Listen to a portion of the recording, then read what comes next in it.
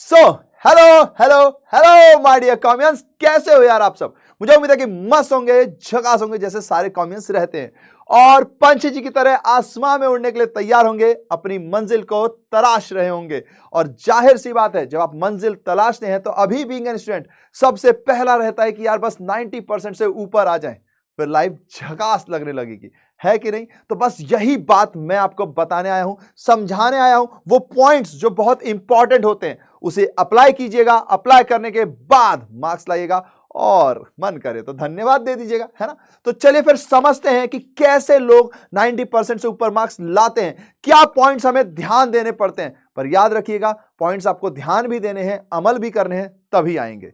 सिर्फ सुन के जाने से कोई फायदा नहीं होता। चलो जानते हैं वो स्पेशल पॉइंट। तो सबसे पहली बात है कि आप कोई भी क्लास स्टार्ट करोगे ना यार, तो सबसे पहले आपका काम है सिलेबस को जानना, चैप्टर्स नेम जानिए, कुछ टर्म से रूबरू हो जाइए। यानी कि सबसे पहला स्टेप है नो द सिलेबस। इसको सबसे पहले टिक कीजिए, क्योंकि यहीं से आपको पता चलेगा मार्किंग स्कीम के बारे में कि भैया कौन से चैप्टर की कितनी मार्किंग है। हालांकि कई बार चैप्टर्स कुछ होते हैं जो कम मार्क्स के होते हैं बट इंपॉर्टेंट होते हैं, तो वो तो आपको क्लास के बाद शुरू होगा। लेकिन एक मार्किंग स्कीम पता चल जाती है, चैप्टर पता चल जाता है, तो रास्तों पे चलना है, मंजिल तक पहुंचना है। तो भैया पता तो चले कहां कहां ठहरना है, कहां कहां रुकना है, कौन से मोहल्ले गलियों से घूम कर जाना है। तो सबसे पहले know your syllabus, this is the most important point.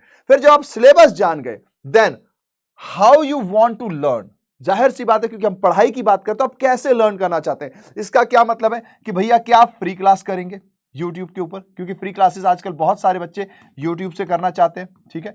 तो भैया ये भी एक पॉइंट है। या फिर आप कोचिंग जाना चाहते हैं, या आपको लगता है कि आप स्कूल से ही कर लेंगे, तो फिर वो यहीं पर आ जाएगी, है ना।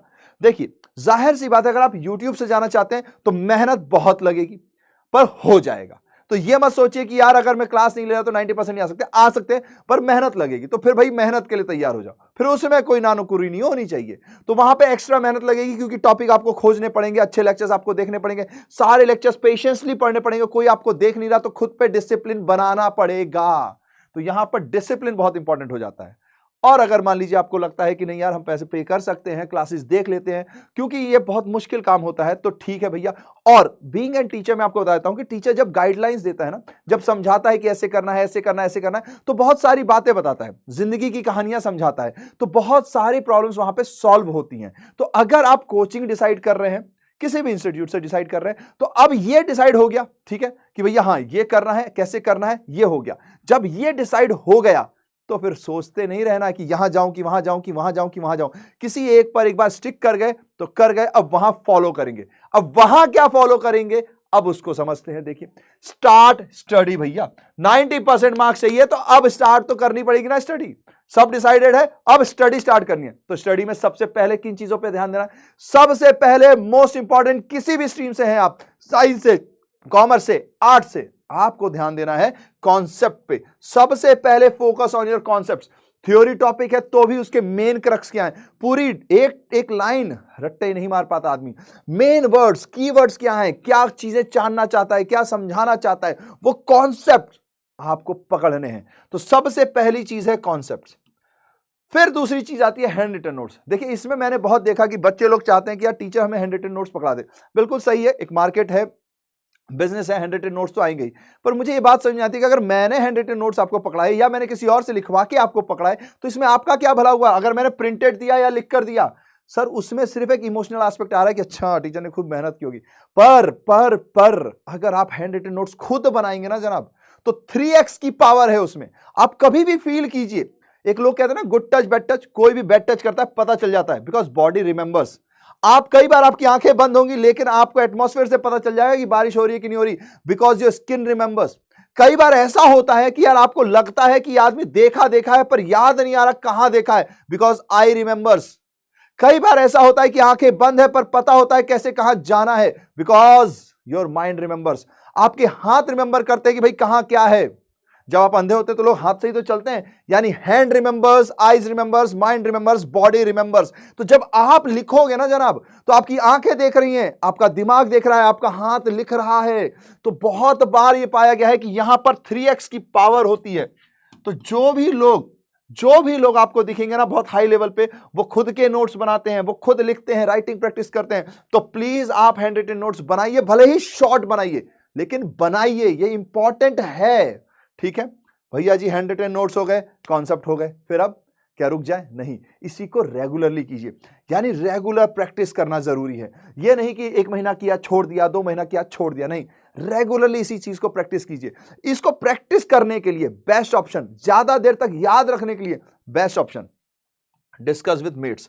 चाहे स्कूल मेट्स हैं, चाहे क्लासमेट्स हैं, चाहे कोचिंग मेट्स हैं, चाहे स्पोर्ट्स मेट्स हैं, कोई भी मेट्स हैं, उन सब से बातचीत कीजिए, उनके बारे में जानिए, उनके बारे में इन द सेंस कि वो सब्जेक्ट के बारे में क्या सोचते हैं, वो सब समझिए, सीखिए। क्या पता कोई नया एग्जाम्पल वो दे दें, क्या पता कोई एक नया ओवरव्यू वो दे दे जिससे आपकी मदद हो जाए। तो अगर आप दोस्तों से बात कर ही रहे हो यार, तो चिट-चैट क्यों करनी, वो बात करो ना जो काम की है। तो डिस्कस विद योर मेट्स, लेकिन about study. Of course study के बाद का भी टाइम आएगा, फिलहाल स्टडी की बात चलेगी। ठीक है, तो स्टडी नहीं तो कहेंगे हैं भैया मेट के साथ भी स्टडी करें, आपके साथ भी स्टडी करें, तो क्या पूरे दिन स्टडी करें? नहीं, उसकी भी बात बताऊंगा, लेकिन फिलहाल कोशिश कीजिए ऐसे school mates, classmates, coaching mates या स्पोर्ट्स मेट्स खोजिए जहां पर आप बातचीत कर पाए, है ना, क्योंकि खेलते खेलते भी तो बीच में ब्रेक मिलता है, तो ये कोशिश करनी है अपने को। तो सबसे पहला focus concept, concept, concept, study करते ही, फिर हैंड रिटन नोट्स खुद बनाने हैं, प्रैक्टिस रेगुलर करनी है, डिस्कस विद योर मेट्स। अब ये तो हो गया भैया, ये तो कर रहे हैं, लेकिन क्या यहां से ये चेकिंग हो गई कि जो आप कर रहे हो वो सही है? आपको तो लग रहा है खुद में तो हम मियां मिट्टू हैं, खुद के सुल्तान हैं, हम नहीं तो कौन बे, है ना, मैं नहीं तो कौन बे। लेकिन इसका पता कैसे चलता है कि आप ही हो या और भी लोग हैं? क्योंकि कंपटीशन का जमाना है जनाब। आप बंद कमरे में मेहनत कर रहे हो, अच्छी बात है, वेरी गुड, लेकिन कोई आपसे ज्यादा मेहनत कर रहा है, या जो आप मेहनत कर रहे हो उसका फ्रूट है कि नहीं है, ये कैसे पता चलेगा? ये पता चलेगा when you test yourself, यानी कि आप अपनी नॉलेज की टेस्ट करोगे। तो test your knowledge is the 4th step. इसका पता कैसे चलेगा रे बाबा? इसका पता चलेगा जब आप प्रैक्टिस दोगे, जब आप क्वेश्चन सॉल्व करोगे, जब आप एग्जाम्स दोगे। तो ये जो प्रैक्टिस पेपर है इसमें सब कुछ है, आपको एग्जाम देने हैं, स्कूल के, कोचिंग के, सब के प्रैक्टिस पेपर सॉल्व करने हैं, सैंपल पेपर सॉल्व करने हैं, जो भी आपको मिल रहा है, क्योंकि जिंदगी आपकी है जनाब। जितने पेपर्स आप सॉल्व करोगे उतना आपके अंदर कॉन्फिडेंस आएगा।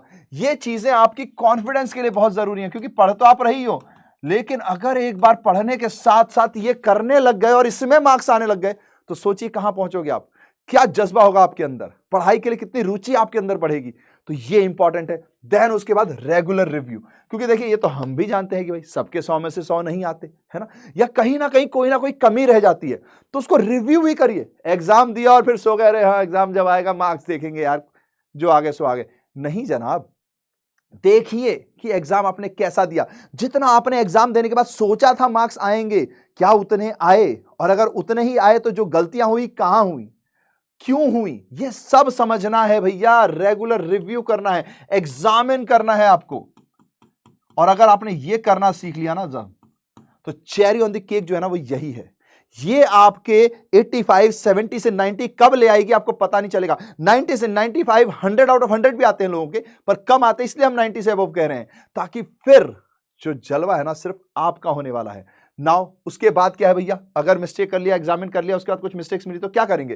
तो मिस्टेक्स को नोट कीजिए, नोट कीजिए, रिमेंबर रखिए कि भाई यहां पर ये गलती हुई थी। हम इंसान हैं, गलतियां करेंगे, लेकिन गलतियों करके सीखेंगे तो महान बनेंगे।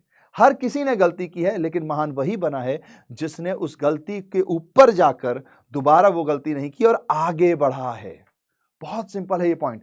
फिर टॉक विथ योर मेंटर। कई बार ऐसा हो सकता है कि अगर नंबर कम आए, या कई बार खुद ही लो फील होने लगता है, पता नहीं चलता, अचानक से लो फील होने लगता है, तो अपने मेंटर से बात कीजिए, जो भी आपके मेंटर है। मेंटर का मतलब ये नहीं है कि जिस टीचर से आप पढ़ रहे हो सिर्फ उसी से। आप बहुत बार मोहल्ले में बहुत सारे भैया लोग होते हैं, बहुत सारे अंकल्स लोग होते हैं, कई बार ये मेंटर हमारे पेरेंट्स होते हैं, तो उनसे बातचीत कीजिए कि रिजल्ट ऐसा रहा, क्या कहते हो आप, मैं ऐसे पढ़ रहा था, ऐसा हो रहा था, क्या कर रहे हो आप। टीचर से तो अगर मिल जाए तो और भी अच्छा ही है ना, और कोशिश तो करते ही हैं सारे टीचर्स, तो उनसे बात कीजिए, अपनी हेजिटेशन को मिटाइए, ये बहुत जरूरी चीज है। तो भैया एक बार अगर आपने नॉलेज टेस्ट कर ली, अपनी मिस्टेक्स लिख ली, टॉक कर लिया मेंटर के साथ, तो पढ़ाई का सारा सिस्टम यहीं तक है भाई, यहीं तक है। लेकिन अब कुछ एक्स्ट्रा बातें हैं जो इंपॉर्टेंट है 90 मार्क्स लाने के लिए, क्योंकि सिर्फ पढ़ने वाले हम मशीन नहीं है। इनफैक्ट मशीन भी काम करते करते थक जाती है, उनको भी रिपेयरिंग की, ऑयलिंग की जरूरत पड़ती है, तो आपको भी पड़ेगी, आपको भी थमना पड़ेगा, रुकना पड़ेगा, बैठना पड़ेगा, थोड़ा सा सुस्तियाना पड़ेगा। पर सुस्तियाने का मतलब क्या है वो समझते हैं। तो देखिए, खो जाओ। हाँ, ये एक इंपॉर्टेंट पॉइंट है, खो जाओ। पहले सुस्ताने से पहले खो जाओ। खो जाओ मतलब क्या भैया, 5 स्टार खाएं और सो जाएं? नहीं भैया नहीं, एक विजन बनाइए। ये मत सोचिए कि यार मेरे को तो बस मार्क्स आ जाए, नहीं, एक विजन बनाइए। 5 साल, 7 साल, 5 इयर्स का विजन बनाइए, 7 इयर्स का विजन बनाइए, या एटलीस्ट 1 ईयर का विजन बनाइए। इस विजन को बनाने में इतनी मेहनत करो कि भूल जाओ सब कुछ यार। ये है, ये जज्बा आपके अंदर अगर आ गया तो कोई नहीं रोक पाएगा आपको। विजन होना बहुत जरूरी है। जो विजन बनाते हैं वही आगे जाते हैं। यह भी एक पॉइंट है। किसी भी बड़े आदमी से मिलिए, चाहे एपीजे अब्दुल कलाम जी हो, चाहे हमारे मोदी जी हो, चाहे जितने भी बड़े आदमी हैं, उनके पास भी प्रॉब्लम थी, उनके पास भी रुकावटें आई, लेकिन उनके विजन के लिए वो वर्क करते रहे। तो विजन होना बहुत जरूरी है। अगर विदाउट विजन आप रेगुलर स्टडी कर रहे हो, रेगुलर प्रैक्टिस कर रहे हो, तो कुछ टाइम के बाद आप सोचोगे मैं क्यों कर रहा हूं भाई, अरे कर क्यों रहा हूं, मैं बनना क्या है मुझे, अरे यार, फिर वहां हताशा आती है। तो विजन बनाइए और उसके हिसाब से काम करोगे तो आपको दिखेगा कि एक स्टेप, एक स्टेप, एक और स्टेप, एक और स्टेप ले लिया यार, यहां तक पहुंच गए यार, तो वो खुशी भी है। और फिर आपका विजन और स्ट्रांग बनेगा, आप उसके लिए और काम करोगे, उसके लिए और कॉन्फिडेंस आएगा आपके अंदर। तो have a mission, have a vision, very important thing है। अब ये तो हो गया सारी सीरियस बातें जो बहुत जरूरी हैं, पर बीच बीच में ब्रेक तो बनता है ना यार। मशीन थोड़ी है, इंसान है ना, कभी ना कभी तो थक ही जाते हैं, तो जरा बैठ जाते हैं, जरा सुस्तिया लेते हैं। यानी कि डू व्हाट यू लाइक। ये चीजें जरूरी है जिंदगी में रोमांच बनाने के लिए। जिंदगी एक बहुत ही प्यारी सी चीज है यार। और जिंदगी में सबसे इंपॉर्टेंट है जिंदगी। और जिंदगी में सबसे इंपॉर्टेंट होने के साथ साथ कुछ पल आराम के बीते, मुस्कुराहट के बीते, वार्तालाप में बीते, कुछ चीज वो करने में बीते जो आपको पसंद है। तो आपका विजन कभी भी बोर नहीं करता, आपको कभी भी बोर नहीं करता। आपको वो वापस से रीएनर्जाइज करता है, फिर से आपके अंदर कॉन्फिडेंस लाता है, फिर से वो एम पैदा करता है कि यार अब चलो वापस तैयार हो गए हम। तो उसके लिए क्या करना है, तो फन एक्टिविटी कीजिए, जो भी आप करते हैं। कई लोग स्विमिंग जाते हैं, कई लोग पार्क जाते हैं, कई लोग कहीं जाते हैं, जो आपको एक्टिविटी करना है कीजिए।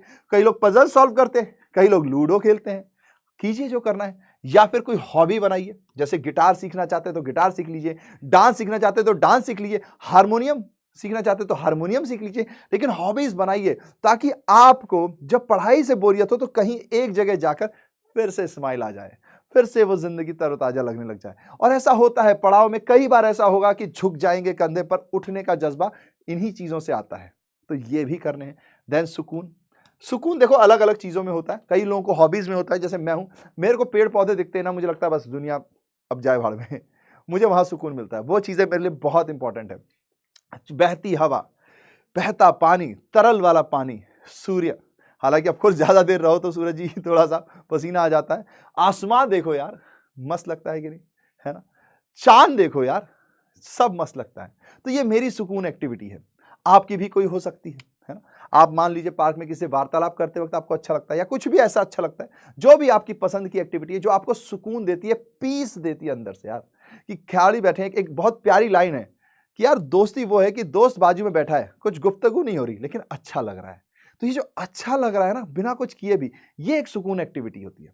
तो ये भी हो सके तो कीजिए, देखिए आपकी क्या सुकून एक्टिविटी है। हर किसी की जिंदगी में एक ना एक सुकून एक्टिविटी होती है, तो उसको कीजिए ताकि आपका विजन कोई ना कोई एक मीनिंगफुल बना रहे।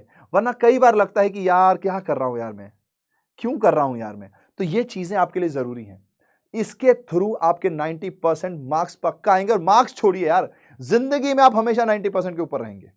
90% के ऊपर मतलब टॉप 10% में रहेंगे आप, ये 100% कंफर्म है। तो फिर से एक बार रिवीजन कर लीजिए। नो द सिलेबस, पहली चीज। दूसरा भैया क्या कैसे लर्न करना है, तो उसकी अपने डिफिकल्टीज हैं, उसको एग्जामिन कर लीजिए, फिर डिसाइड कर लीजिए। एक बार डिसाइड कर लिया कहां से पढ़ना है, क्या पढ़ना है, कैसे पढ़ना है, तो फिर स्टार्ट करो स्टडी, फिर कॉन्सेप्ट पे फोकस करो। नोट्स हो सके तो प्लीज खुद से बनाओ।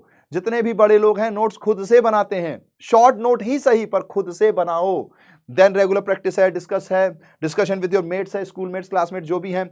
फिर टेस्ट योर नॉलेज, एग्जाम दीजिए, सैंपल पेपर सॉल्व कीजिए, गलती की है तो उसको रिव्यू कीजिए, समझिए, कभी जरूरत पड़ी तो मेंटर से बात कीजिए, मिस्टेक्स को रिमेंबर कीजिए। देन खो जाइए यार, विजन बनाओ यार, विजन। मैं चाहता हूं 5 साल, 7 साल, 8 साल बाद जब आपको देखूं तो आप अपने विजन के साथ दिखें, लोग कहें कि यार ऐसा बनना है, ये विजन होना चाहिए। मैं चाहता हूं कि आप में से कोई ना कोई वहां तक पहुंचे। और फिर बीच बीच में सुकून एक्टिविटी, फन एक्टिविटी, हॉबीज, ये सब कीजिए यार, क्योंकि जिंदगी बहुत ही रोमांचक है। चलो, तो मैंने तो बता दिया कि कैसे फॉलो करना है। फॉलो करने की जिम्मेदारी अब आपकी है। हमारा आशीर्वाद, प्यार, सब कुछ, हमारी पूरी टीम का आशीर्वाद, प्यार, सब कुछ आपके साथ है। बस अब कुछ करके दिखाना है, आसमां में छाना है, तारों के अंदर अपना नाम लिखकर आना है। ठीक है, करते हो वादा? तो हाई फाई करते हैं। और फिर एक प्यारा सा मोटो है, ये सब करना है, लेकिन कैसे? एक स्माइल के साथ। तो have smiles and spread smiles. क्यों भैया, ये तो गलत बन गया, रुक जाओ, कोई बात नहीं, दोबारा बनाते हैं। तो have smiles, spread smiles, because smile is the biggest gift यार, which you can give to anybody. और जितना मुस्कुराओगे उतनी ही ज्यादा पॉजिटिविटी फैलाओगे। तो चलो ना यार, मिलते हैं and let's be a positive vibe. और 90% के लिए हाई फाई।